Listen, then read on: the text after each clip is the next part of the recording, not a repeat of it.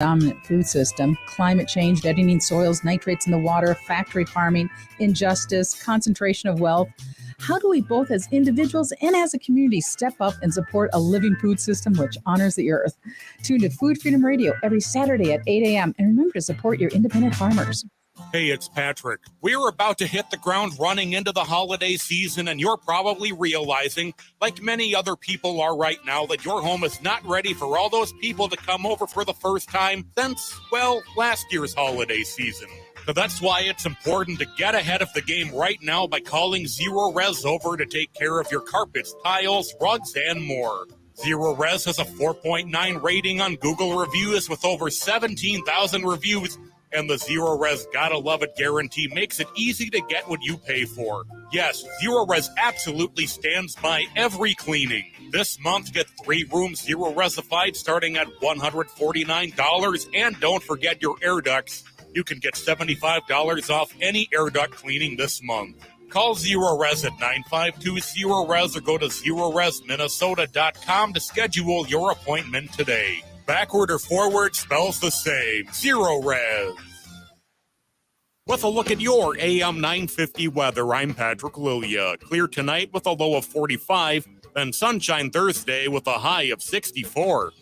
Vinaigrette can add the perfect complement to your next home-cooked meal. Taste test their wide selection of oils and vinegars, and they'll bottle it for you right on the spot. Vinaigrette is located at 50th and Xerxes in South Minneapolis. Check them out at vinaigrettemn.com. Portions of the following program may be pre-recorded. The views expressed and the opinions given by the individual host, guest, random reptoid, or chupacabra may not necessarily reflect those of AM 950 Radio, its affiliates, or its sponsors. Now, it's time to step into the unknown.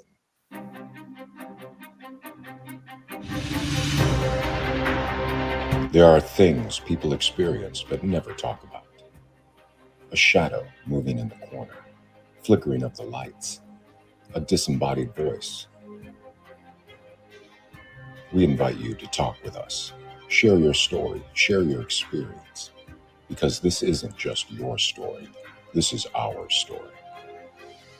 This is GhostBox Radio with Greg Bakun. And this is GhostBox Radio on AM 950, where every night we talk about the paranormal, ufology, Bigfoot, and so much more. My name is Greg Bakun. Thank you very much for joining us tonight on this Wednesday. This is a conversation tonight that I've been looking forward to talking about because it's certainly one that I don't have really any answers to. And I think it's going to be a unique perspective in the way that we haven't really talked about on the program before. And I'm definitely looking very forward to that. I also quickly want to just thank everybody for the feedback we got with having Ernie Pack on last night talking about Fort Knox.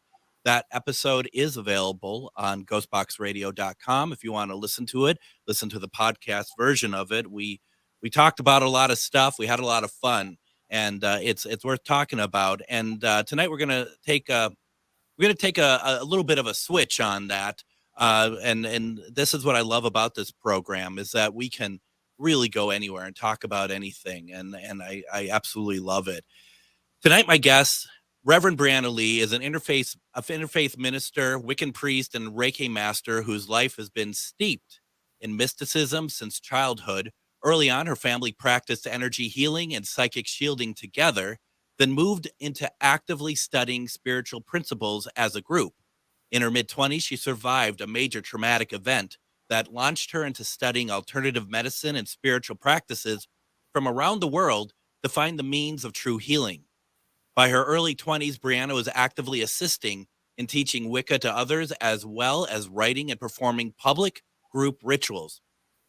It was then that she realized her passion lies in leading others through transformative ceremony to connect them with their divine source. Over time, she has gained several certifications and ordinations, volunteered with several teaching covens, as well as pagan projects and oriented festivals. Today, she offers healing services, consultation, and group experiences through Megas Books in Minneapolis, as well as making house calls. In addition to healing and custom ceremonies, Reverend Briana Lee specializes in psychic defense, working with spirits and exorcism To learn more, please visit animapraxis.com/about. That's ANIMAPRAXIS.com. Reverend Briana, welcome to GhostBox Radio. Thank you, Greg. Thank you for having me on your show. Oh my gosh, thank you very much. You know, as we were talking prior to the start of the program, you know, this is kind of an area that I have not gone into before talking about. And we've had a lot of exorcists on the program. And I do want to also say kind of from the start here that we're talking about exorcism, but I think we're going to be talking about it in a very different way. And we're also going to be talking about other stuff as well. There's a lot of things that Reverend Briana and I have talked about wanting to get through with the program, but I also see this more as kind of like an ongoing conversation that we're going to be having Reverend Briana on when she'd like, and we can kind of work through more and more of this. So I want to start with just first of all the very basic question, I guess, because I've had on exorcists, but they've all been either part of the Catholic Church or the American Catholic Church, which are two different entities. What is an interfaith exorcism? So an interfaith exorcism, basically what I'm doing when I'm talking about that is I'm working with people that are in an in-between space. They've maybe left the church. They're not maybe so much about the Christ language anymore. And they're opening themselves up to something else. Maybe they're studying Wicca, maybe they're studying Buddhism, maybe they're getting into something else entirely. And they're coming to a place where they're having kind of a crisis of consciousness, because how do they reconcile what their spiritual beliefs are versus what they were, versus what the paranormal phenomenon they're having in their life is bringing to them. So when I talk about interfaith exorcism, I'm talking about looking at what the client, or I'll say client, what the client believes in, what their religious or spiritual views are, and working within that context to help them to not only understand what's happening to them, but to deliver a ceremony or an experience to them that alleviates their situation. And, there's all different, we like to fixate on like the really extreme cases, like, there's ectoplasm and strings of profanities and whatnot. And because this is sort of in our popular culture, people who are new to their spiritual path or new to their spiritual gifts often mistake phenomenon for demonic or malicious. So when I go in, I'll be like, okay, I offer this service, I'll help.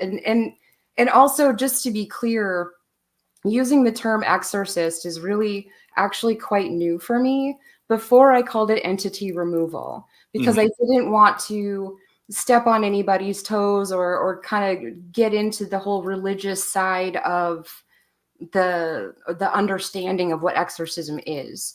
But as you look into it, and as you look at different cultures, everybody's got practices, whether it's from their holy book, their verses, their rituals, their dances. Everybody's got something to get rid of negative entities. And we kind of conflate, negative entities or negative spirits with evil or demonic. And there's actually quite a spectrum of spirits and spiritual activity. So an interfaith exorcism is basically working within the context of what the person can understand and accept and believe for their spiritual path, to deliver them from whatever is bothering them. It could be demonic in my mind, it might be demonic in their mind, but it might be something else entirely as well. So I'm kind of running the gamut of spiritual experience when I'm talking about that. That makes sense. And the thing is too, I mean, we use the term exercise as just like a word. Like it's a word. It started as a word. It doesn't mean demonic anything. So when you're calling yourself an exorcist, and because you're removing spirits and you're using that term, it doesn't have to indicate demonic or evil entities. That's where I think when you said that to me, that was the light bulb that kind of went off. Yeah. And that's the thing is that like, and because we have this idea in our popular culture of what it looks like, or it's like the big E, like we don't get out the big guns unless it's the big demons, right? Right. And it's not, when you're working with people and you're helping them to understand the phenomena in their lives, you come to realize that it's not, while there are cases of extreme, demonic possession, where there are extreme cases of malevolent entities coming through, it's much more common to have a low level attachment or parasite or something of that nature. Yeah. And so I wanted to kind of like demystify it a little bit, because it's like an exorcism literally is removing any kind of negative energy from a person, place, or thing. And it could be an entity, it could be an energy, it could be any number of things. It could be low vibrational, right? Low vibrational, absolutely. And and one of the things that I kind of really even got me thinking about it was, as a healer, right? One of the things, when you get into energy healing, they talk about these low level energy parasites that can get into your energy field, block you up, manifest in all kinds of ways. And we're in there removing them as a part of the healing techniques that we've learned. And I'm like, we're doing the work that priests are doing. We're just talking about it differently. And it seems like it's a separate conversation, but it's really not, Yeah. And, I'm going to ask this question, and I don't expect you to name religions, or it's not about throwing shade on anything. Sure, Okay? sure. But I have to imagine that certain religions is actually a barrier sometimes to removing some of these entities. It is, in fact, and part of the reason I wanted to come on is actually to implore people. Like, I work at Magus Books during the day. I offer my services at night, and I see people all the time from different faiths. And I'm like, I can't always help people because I don't always have a firm grasp of where they're coming from. And I'll give you an example. I had a lovely client whose roots are in Libya, and she had spirit attachments that had come through her and been given to her through blood sacrifice. And I was like, whoa, I need to learn a little bit more about that before I try to handle this situation, But I've studied a lot of things, but I have to say that studying the tribal religions of Africa, where that involved the animal sacrifice stuff, I haven't quite got there yet. I'm only on the tip of the iceberg with that kind of information. Because for me, it's ish, right? I'm like, I can't imagine sacrificing an animal as a part of a ceremony. But there are people that do that. There are tribes that do that. There are people that do that. And I'm not trying to throw shade on them either. No. I'm just saying that, stuff does come up that even for me, where I'm like, I love the weird. Like, you don't know who to talk to? Come find me a Magus, Right, exactly. But I do have my limits, and so in that particular instance, what ended up happening where, she had contacted me looking for exorcism, and we ended up having this entire conversation with these spirits. And at the end of it, I was like, look, these are ancestral spirits that were given to you in a ritual way that I'm not entirely familiar with or comfortable with. I can help you get to know these spirits. I can help you understand and work with them. I can give you validation to say it's okay and it's safe to explore your tribal beliefs and your tribal history. But there's limits to what I can do and what I'm willing to do. And that worked pretty good for her. She really appreciated that she was at minimum given some validation to be like, yes, this is happening. This phenomenon is real. And it's okay for me to want to know about my tribal roots. It's okay for me to want to explore that, because she did have a Christian upbringing, and it was very difficult for her, especially also not only being foreign to the States, but also being a person of color. So there was a lot of like fear around racism and persecution and all this sort of thing. And so for people like that, we ended up kind of calling the session a deliverance, because she went from being scared and afraid of the phenomenon that was happening into more of like, okay, These are my ancestral spirits trying to come through, trying to get my attention, and it's okay for me to try to talk to them and understand what they're about, so. Yeah, that makes sense. You know what I like about it too is that it's not one size fits all. It's the respect for the person who needs help, because I would imagine that whatever their faith is, anyone who comes in to try to help, and I know that they come in trying to help, but if they come in with a different approach that you're not comfortable with, or they're not comfortable with, that's going to be a problem. I mean, because, faith is a very important thing. And yes, whatever is happening, you want to get it removed or exorcised, you still need to feel comfortable about it, that what's happening to you, I guess. Yeah, you do. And, because it's not just a situation where we're doing a removal. It's also like helping you to understand your own path, helping you to understand your own connection to the divine. And yeah, one of the things that I was really thinking about that I wanted to kind of, revisit was when you had Bishop Rita on the show, and somebody asked, well, what about if a atheist needs an exorcism, and the thought process was, well, if you're atheist, maybe you don't believe in this, so you might not have this situation. And as somebody who removes astral parasites off of people's auras all the time, I'm like, low level attachments are very common. So you might have something going on that you don't even know.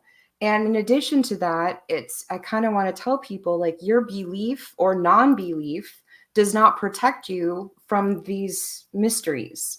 Okay, these unknown facets of our spiritual experience, like not believing in something does not protect you from its influence. Absolutely. I mean, and I think that's one of the things that probably confuses people, and that's what leads to wrong understanding of what's going on in their lives. Because if they don't believe in the first place, and the stigma of what exorcism is, what we understand it as, and I want to ask about this when we come back from break, but also like what Bishop Rita Strugala is doing on television.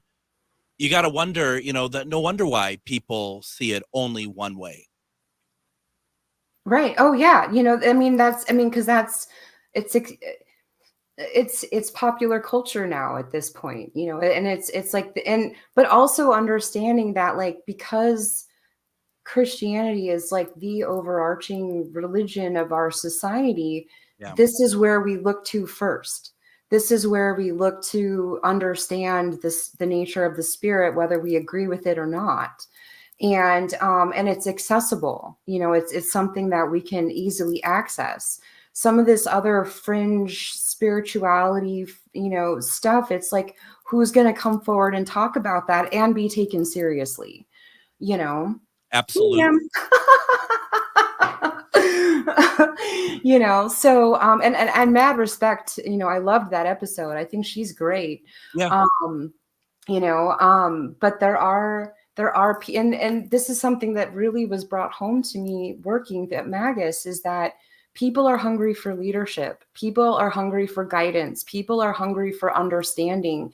And in these fringe interfaith in between spaces, there's not a lot of people. And I actually kind of want to be like, if there's anybody out there watching that is Ifa or Voodoo or Buddhist or Hindu or whatever here in the Twin Cities or elsewhere, please come find me so that we can like work together. Like, I would love to give you clients. I'd love to refer people to you. Like, I'm not here to take everybody, You couldn't. I couldn't.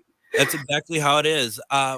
Reverend Briana, why don't we go ahead and do this? Let's go ahead and take our first break. When we come back, we're going to continue this conversation. It's very interesting. We're going to branch it out into different areas. If you have questions for Reverend Briana and stuff she's talking about, let us know. You're listening to GhostBox Radio on AM 950. Hello, I'm Jody. also known as Witch Jody on social media.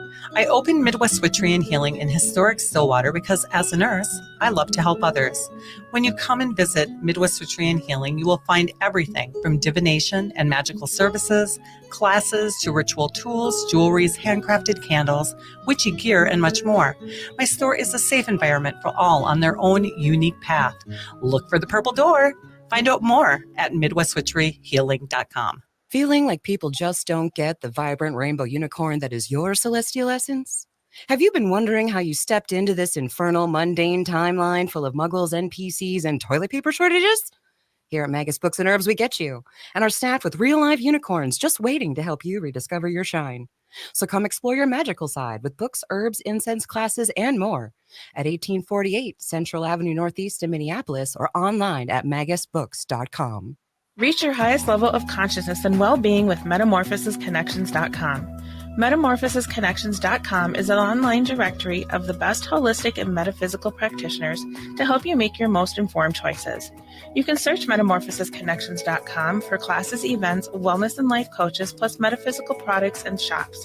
You can also search for a wide array of healers from all modalities, including EFT, sound healing, energy healing, light therapy, ancestral healing, shamanic healing, reflexology, past life regressions, hypnotherapy, yoga, and more.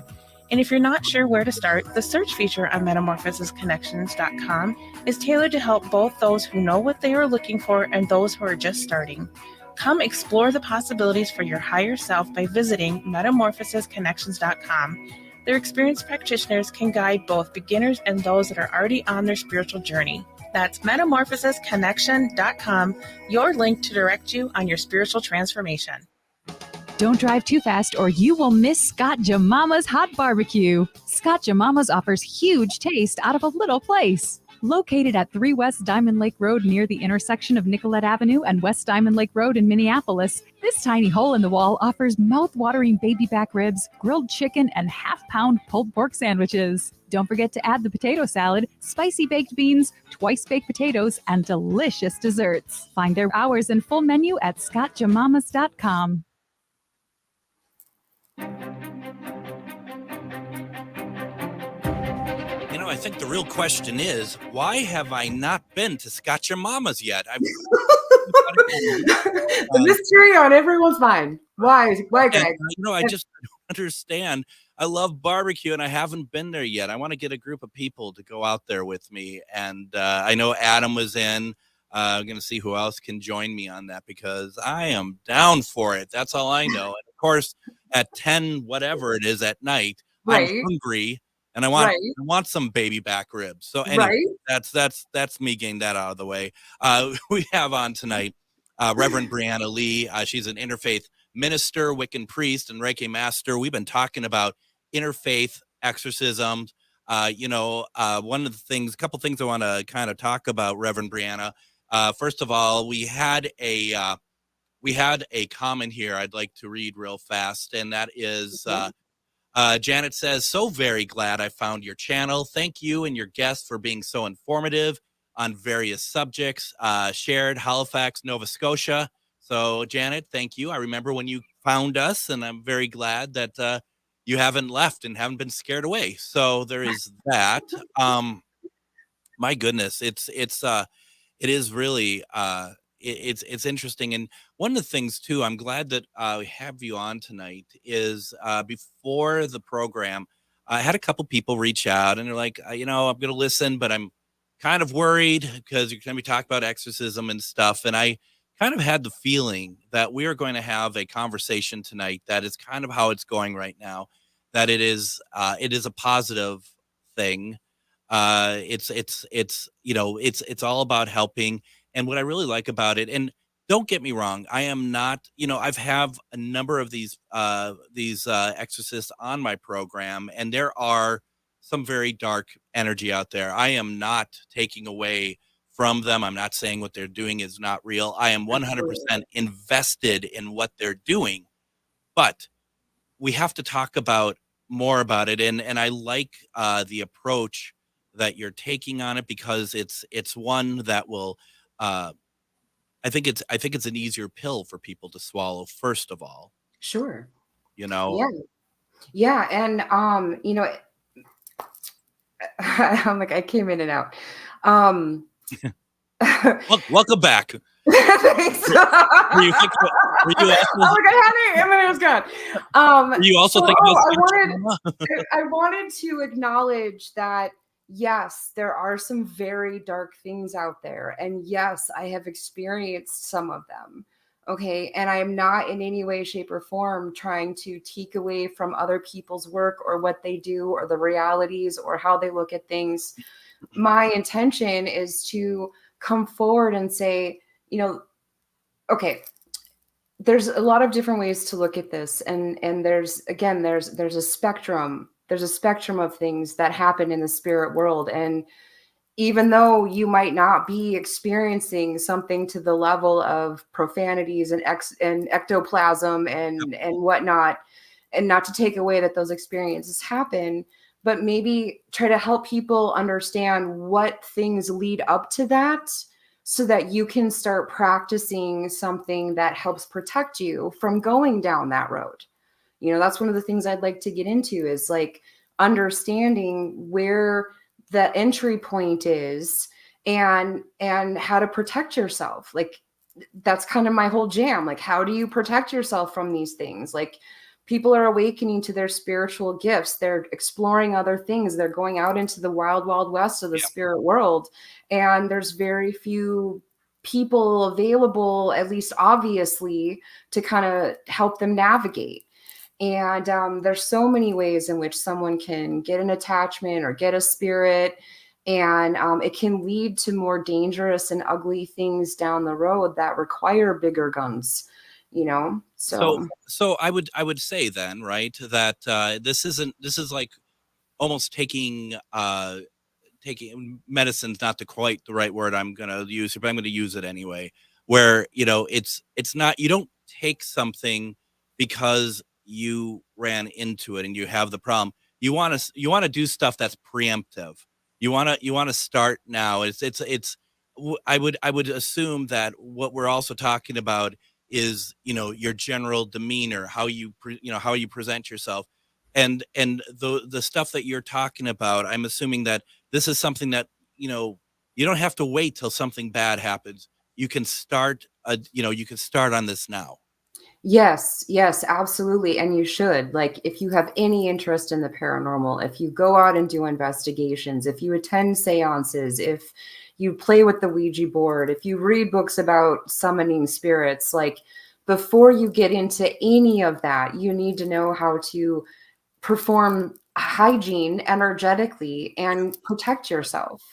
And that was one of the things that, during the Bishop Rita show, where she's addressing the atheists, talking about, well, for me to do an exorcism on you, you have to accept Christ into your heart. And if that's not something you're going to do, my exorcism's not going to work for you. And I kind of want to talk about what that means. Yeah. So when we're dealing with the spirit world, the thing that really protects you is your connection to the divine, your connection to a higher power. So if you don't believe in God, as most people understand it, you are tasked with asking yourself, what do you believe in? If you're an atheist and you don't believe in any of these things, understand every spring the trees come back to life. That is a principle that you could probably have an equation for, all right? But it is also a mystery, that rebirth, that life. And that is something that you can identify as tangible, as also being larger than yourself, that you can tap into, that then acts as like your spiritual armor. And that's, kind of what they're talking about is, understanding Christ as an emanation of God. Taking him into your heart is understanding yourself as an emanation of God.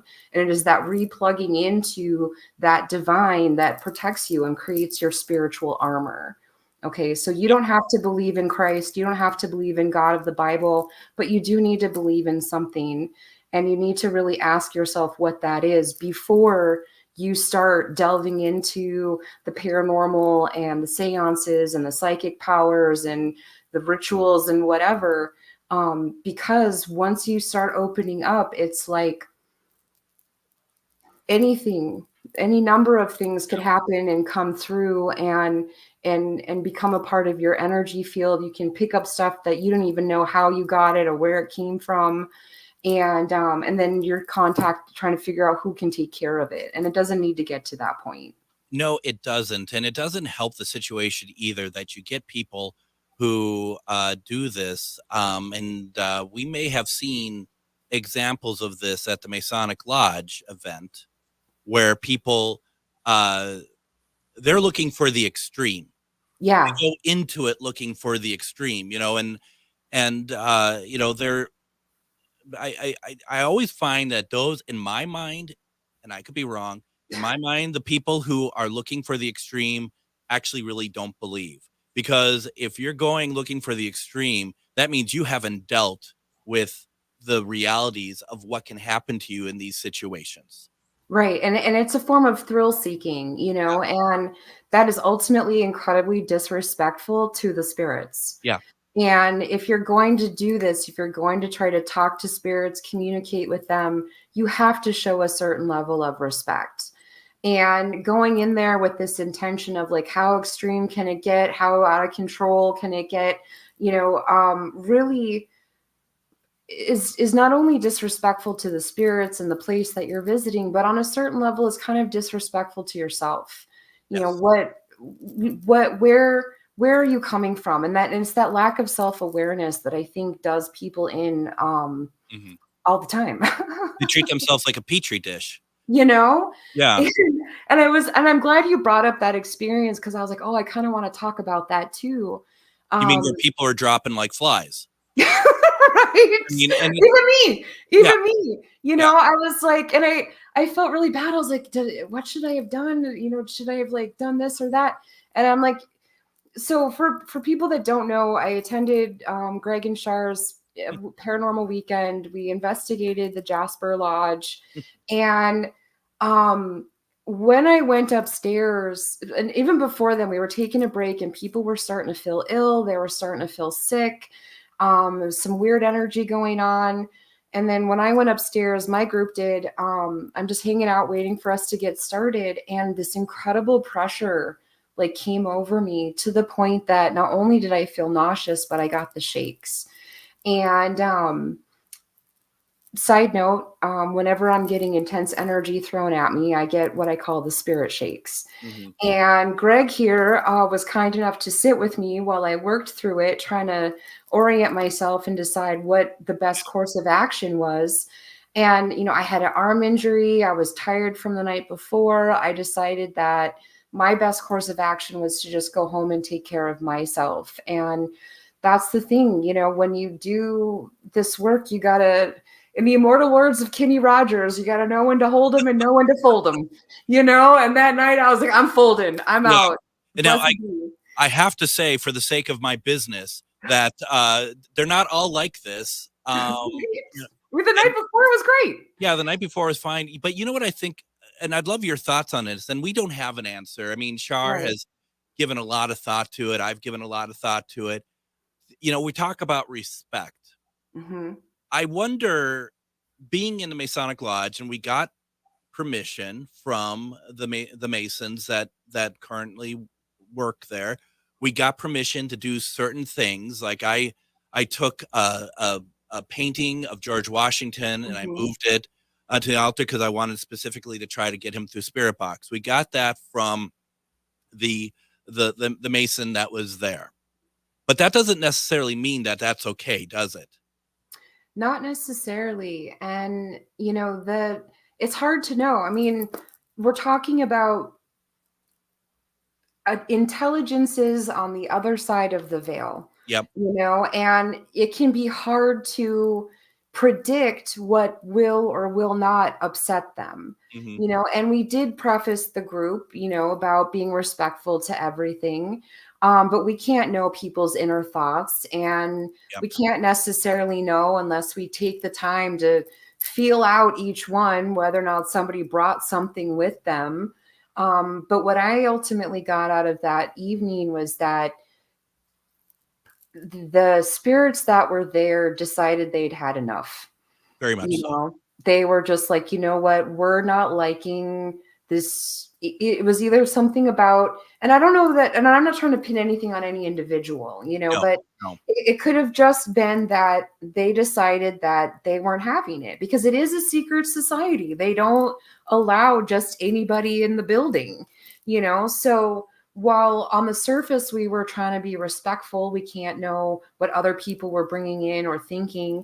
And I think the spirits just decided they were done. And that's that happens sometimes. You just have to be prepared for it and be prepared to say, I'm sorry for disturbing you. We'll leave now. Right.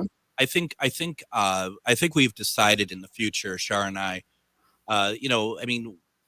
we had been there before. We investigated one other time before, just her and I. We really got some stuff, but not a lot. I do think that there is something to be said that they were just like, whoa, okay, there's 30 people here now. What? This is our lodge. I mean, that's kind of really what I've come down with. I have to say, it's kind of funny. Trust me, I mean this as funny. Okay. It's because I wasn't feeling great either. I had a big headache. Things happening. I walk you to your car, and you need to clear yourself. Right? We're in your car. You need to clear yourself. And what do? You take out this bell, and you just start ringing it, and it's just echoing within the car, bouncing all over the place. My brains, they're in my head, and I'm just because I understand what you need to do, but I'm just like, oh my God, it's like my head. So I thank you for bearing with me. I know that particular set of bells is really intense, and actually, I'm blanking on what their name is, but they are actually used by Hmong shamans in the case of exorcism, and I specifically got them as big guns. Yeah, and yeah, I had to do. I was like, I don't know. It's going to take me a minute to process. It might be 3 days before I come to a conclusion. Like, I got to clear this out. And yeah, those bells are intense. Did they work? Did they work for you? They did, to a certain extent. Honestly, just having to admit that I was already tired. It was our second night of investigation. My arm was really hurting and bothering me that night.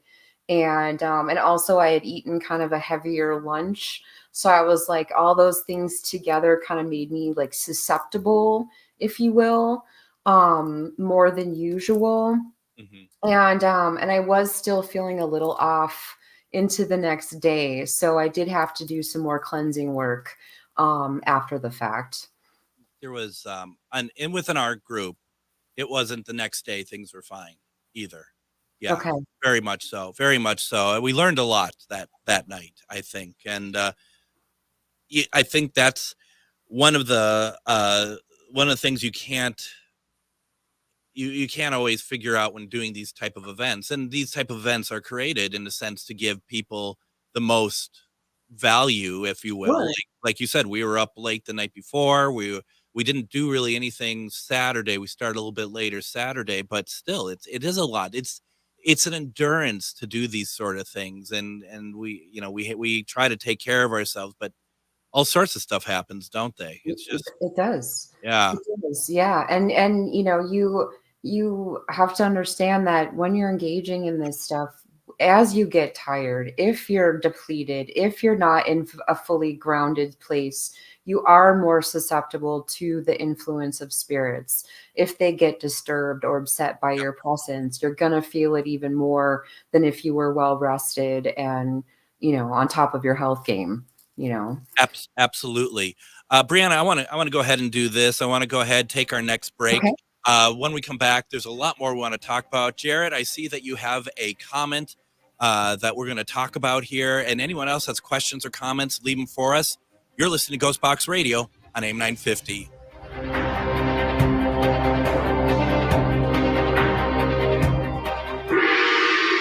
Magus Books, your multicultural spiritual supply store. Stop in and expand your horizons with books, classes, readings, and supplies at magusbooks.com. or in our shop at 1848 Central Avenue Northeast in Minneapolis.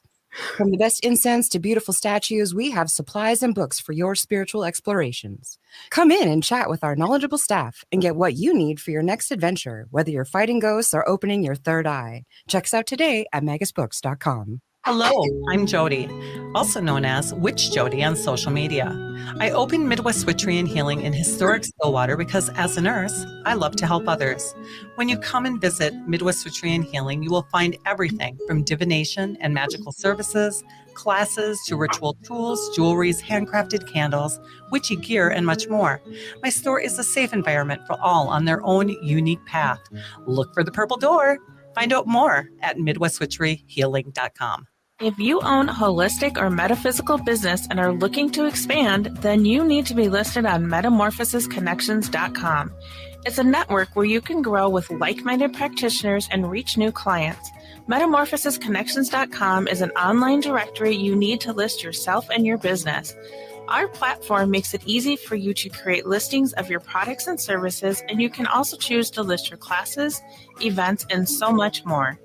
MetamorphosisConnections.com helps you create weekly and monthly promotional ads targeted towards your potential clients and promotes them for you via social media and newsletter. There are clients searching for your specialty right now. Let us help them find you. Start your listing today so you can share your own unique gifts and talents by finding the level of membership that best fits your needs. Let us help you reach your clients that are searching for what you do. Visit MetamorphosisConnections.com and sign up today. With a look at your AM 950 weather, I'm Patrick Lilia. Clear tonight with a low of 45, then sunshine Thursday with a high of 64. Hell is empty and all the devils are here again offers a much-needed communal laugh and is in the spirit of radical inclusion. Performances are at the Luminary Arts Center in Minneapolis now until November 18th. Get your tickets at interactcenterarts.org.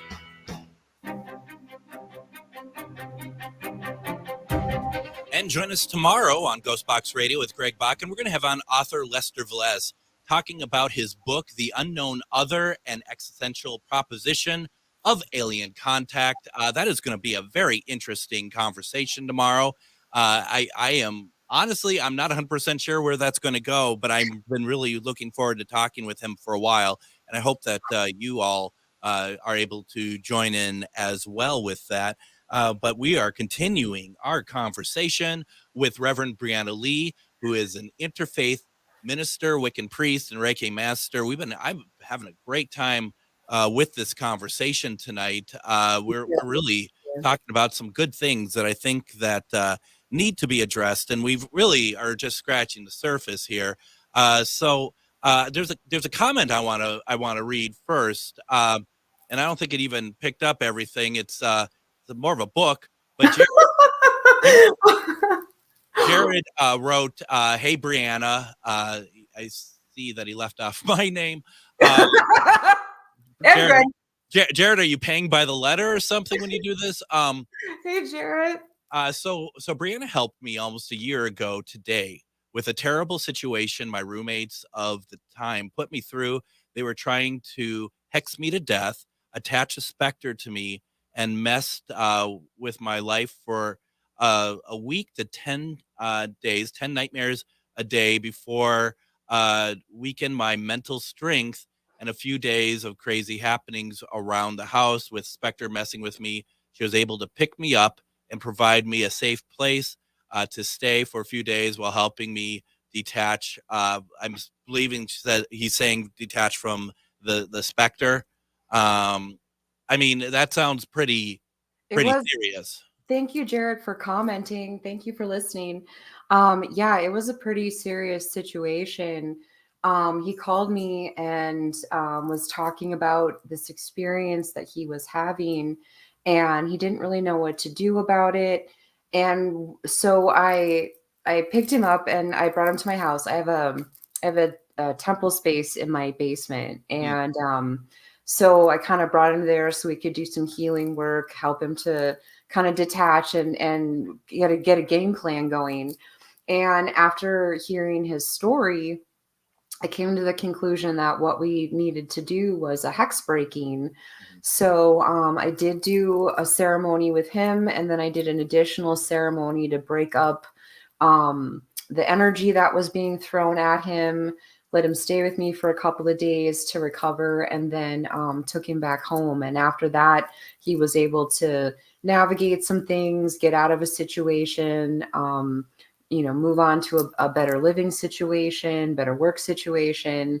And it really meant a lot to me. Like, I'm honored every time someone calls me and says, "Can you help me in this way?" Like I can't tell you how deeply honored I am to be able to serve people in that fashion. And yeah, like it was really intense. And there was this concern that this particular group of witches was targeting people who were alcoholic or had issues with recovery. And so it was pretty bad. Some stuff went around the community for a minute talking about, like, well, who's done this and who's done that. And I really hope that, I mean, it sounds like Jarrett's really in a better place now, which is great. And I think he kind of maybe left that comment to just kind of be like, no, this is some real stuff. Like, when we get together and talk about what's going on, it's for real. It's not a game. And that's what concerns me about, like, when we were talking before about the thrill seekers, is that it's like, this is not a game. You need to approach this entire conversation with a sense of reverence. And if you're not approaching it with that, you're opening yourself up for some really bad and nasty things to happen. I also think too, like with what Jared did there, I think that, it shows real courage to be able to put out there for everyone to hear the situation, because it's not his fault, but it's also tough when you have to say, hey, this happened to me and I didn't know what to do and I had to get help. Sometimes admitting to get help and stuff of anything is, I think it's courageous to be able to say so. So I do appreciate, Jared, you putting that in there. And do you know, Jared. Thank you. I'm curious, do you know who the roommates who put the hex on him, did they know what they were doing? I mean, I know that they know that they're putting a hex on him, but there's a difference between people who want to do it and they're just like reading about it and doing it, and people who really actually understand and know exactly what they're doing. And I feel like the ones who don't know what they're doing actually might be more of a danger than anything.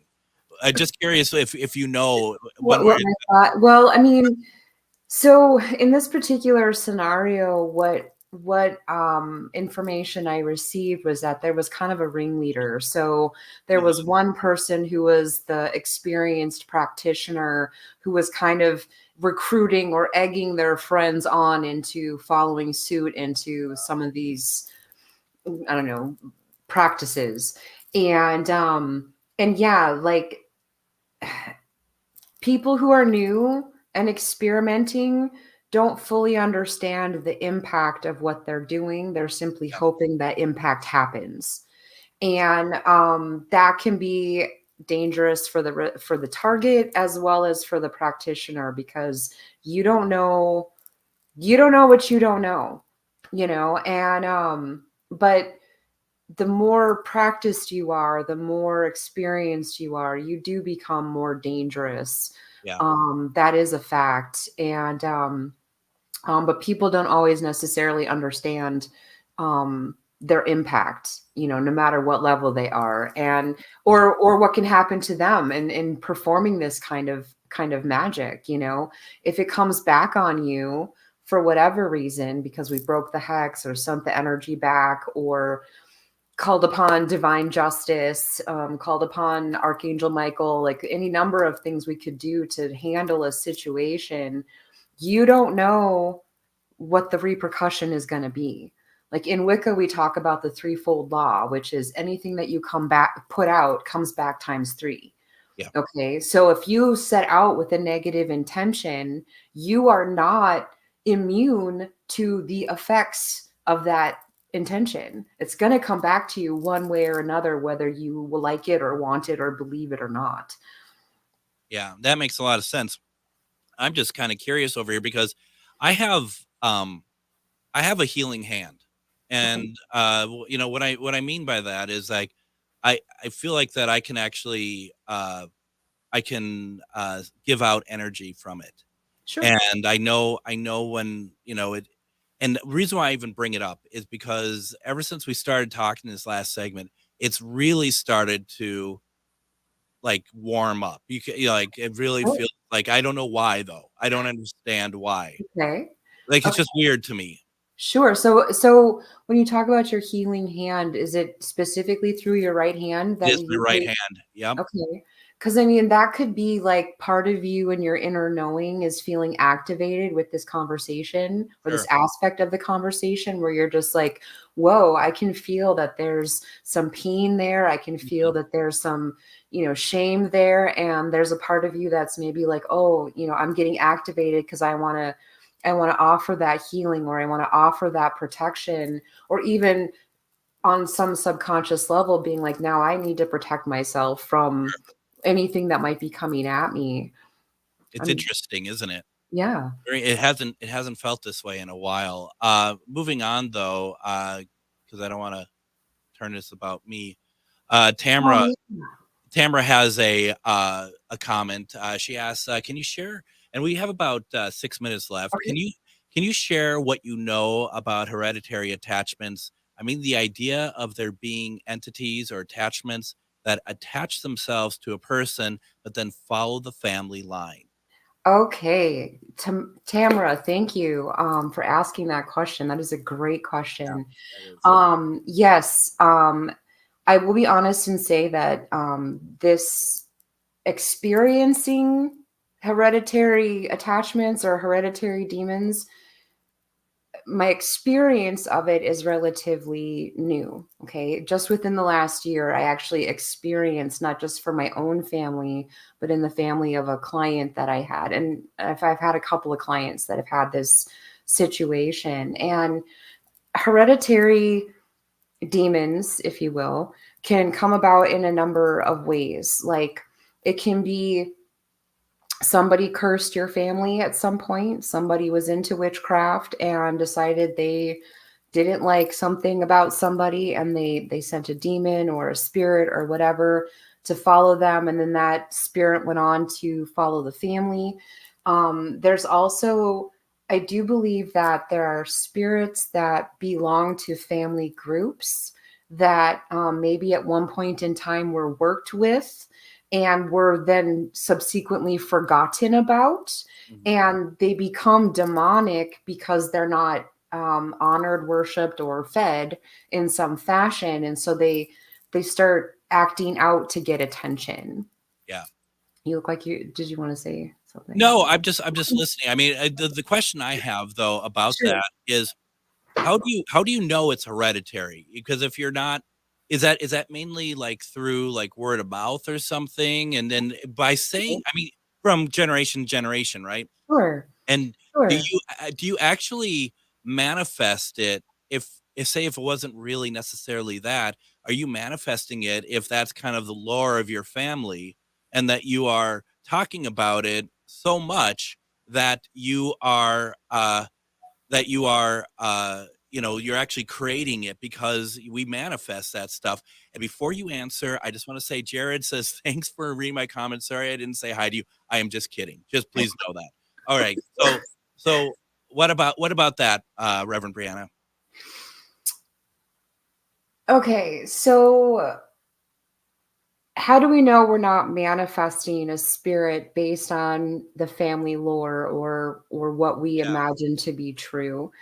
This is one of those things where it's like I could come up with an answer, but the truth is it could be either way, and let's say for the sake of argument that it is that situation where it's like there's this family lore that there's some kind of misfortune in the family, could be a spirit or a demon or whatever following the family line, and you, by thinking about it and imagining it, have made it real.